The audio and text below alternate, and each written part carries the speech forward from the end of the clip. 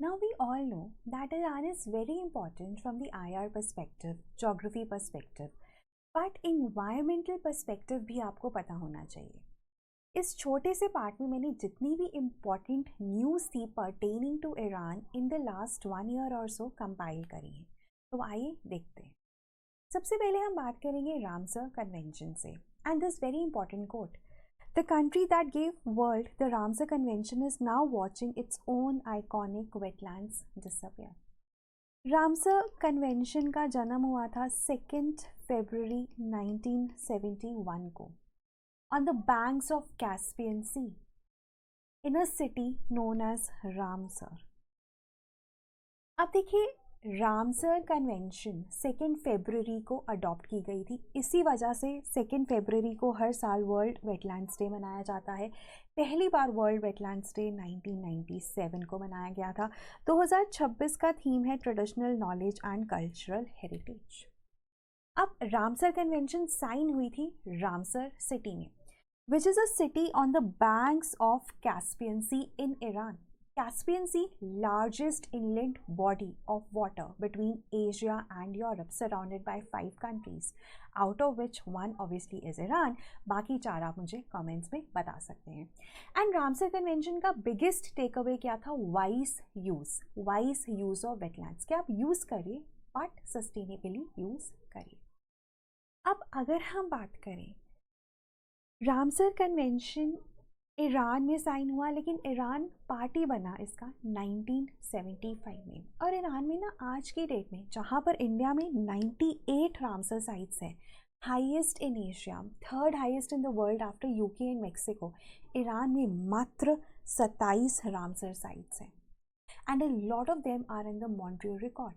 That means कि उनमें changes यहाँ तेज़ी से हो रहे हैं या हो चुके हैं या होने वाले हैं.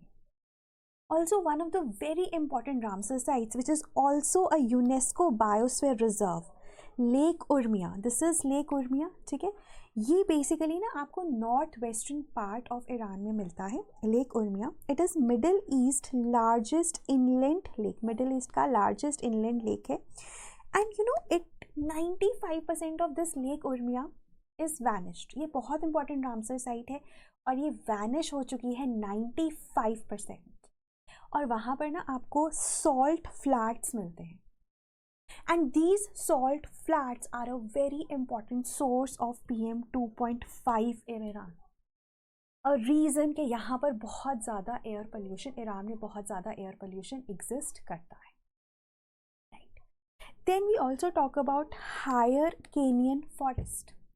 Now these higher Kenyan forests are again on the Caspian Sea and they are distributed between Iran and Azerbaijan. यहाँ पर Azerbaijan है, ईरान है. So these forests are lowland montane forest. बहुत ज़्यादा biodiversity मिलती है यहाँ पर. And it is also a World Heritage Site, UNESCO की World Heritage Site है.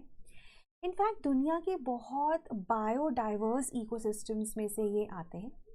अब ये क्यों न्यूज़ में थे? क्योंकि यहाँ पर थी forest fires, very very devastating forest fires in Iran. So her Kenyon forest, आपसे पूछा जा सकता है हर केनियन फॉरेस्ट कहाँ पर है? ईरान और अज़रबैजान में है, on the banks of Caspian Sea. Then Asiatic cheetah. India में भी कभी एशियाटिक चीता मिलता था. In fact Arabian peninsula, West Asia, काफ़ी बहुत ज़्यादा डिस्ट्रीब्यूशन थी एशियाटिक चीता की. World's fastest mammal, land mammal.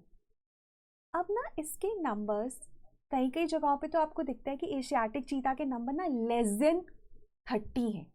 But recent जो मुझे आर्टिकल्स मिले उसमें the numbers are close to 38 and all of them are in Iran. Wild में 30 के करीब है, कुछ ब्रीडिंग में है, ब्रीडिंग सेंटर्स में है. 38 Asiatic चीतास remain in Iran. IUCN status Asiatic cheetah का क्रिटिकली इंडेंजर्ड है. और ये ना आपको बहुत ही ज़्यादा कम जगहों पर मिलते हैं. They are found in the central and eastern protected areas and fragmented habitats हैं. और ना ये दिखता भी है कि गवर्नमेंट भी इनको प्रोटेक्ट करने के लिए ज़्यादा कुछ नहीं कर रही. And another important thing that you have to know is Asiatic cheetah को हम इरानियन चीता भी कहते हैं. IUCN स्टेटस क्रिटिकली इंडेंजर्ड है. Now compare this to the African cheetah जो इंडिया में लाए गए हैं. कैन यू टेल मी कौन सी 3 कंट्रीज से? एंड अफ्रीकन चीता का जो IUCN स्टेटस है वनरेबल है. इंडिया में भी एशियाटिक चीता मिलते थे. 1952 में they were declared extinct. Also like I told you कि बहुत ही कम जगहों पर मिलते हैं. सो खारतुरन नेशनल पार्क है, वहाँ पर ये सबसे ज़्यादा मिलते हैं. नंबर्स वैसे ही 38 हैं. एंड एक जगह जहाँ पे सबसे ज़्यादा नंबर्स मिलते हैं, this is Khar Turan. And this is one of the reasons that the numbers are so less in Iran. और कहीं और एशियाटिक चीता नहीं मिलता है कि हमने एशियाटिक चीता को ट्रांसलोकेट नहीं किया, क्योंकि वहाँ पे खुद के लिए नंबर्स नहीं है, हमें क्या देंगे. And we went to Africa. तो ऐसे ही ना हम करंट अफेयर से लिंक करके स्टैटिक को भी रिवाइज करते हैं अपने एपिक कोर्स में. And we are covering all the subjects for prelims, the current affairs of all the subject of prelims in our epic course. Now moving to the next topic, acid rain in Iran. आपको पता है recently war के दौरान Iran की जो refineries हैं उनको attack किया गया, उनके ऑयल डिपो को अटैक किया गया, जिसकी वजह से मैसिव फायर्स तो लगी ही, but that led to black acid rain.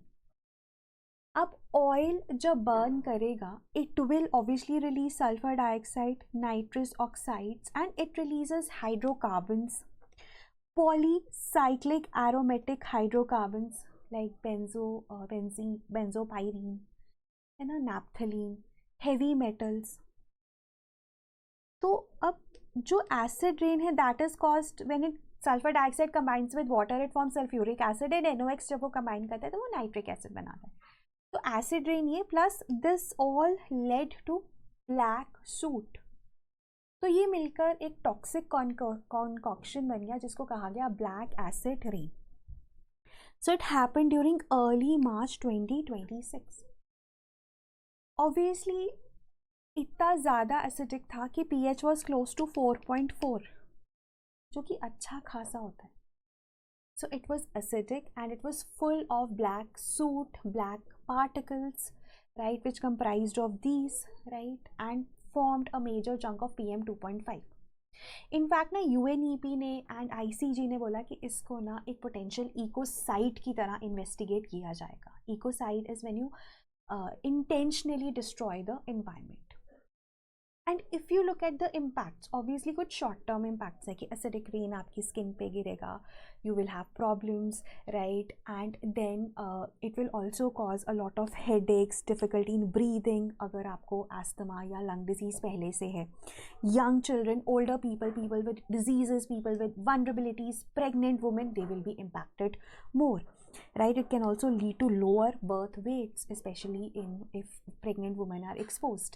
Then longer term में PM 2.5, fine particulate matter, वो lungs को क्रॉस करके, लंग बैरियर को क्रॉस करके ब्लड में चला जाता है.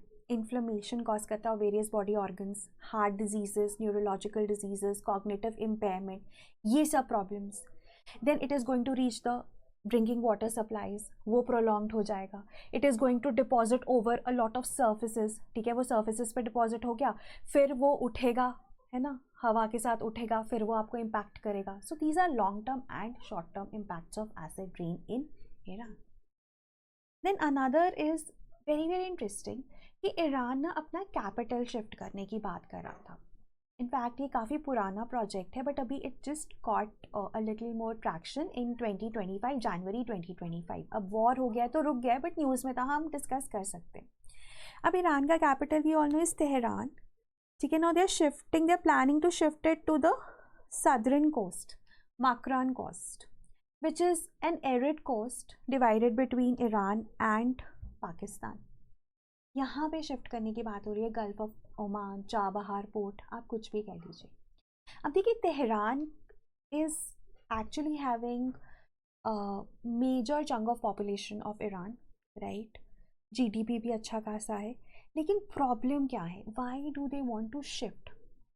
बिकॉज बहुत इंपॉर्टेंट एक रीज़न दिया जाता है, पानी की कमी.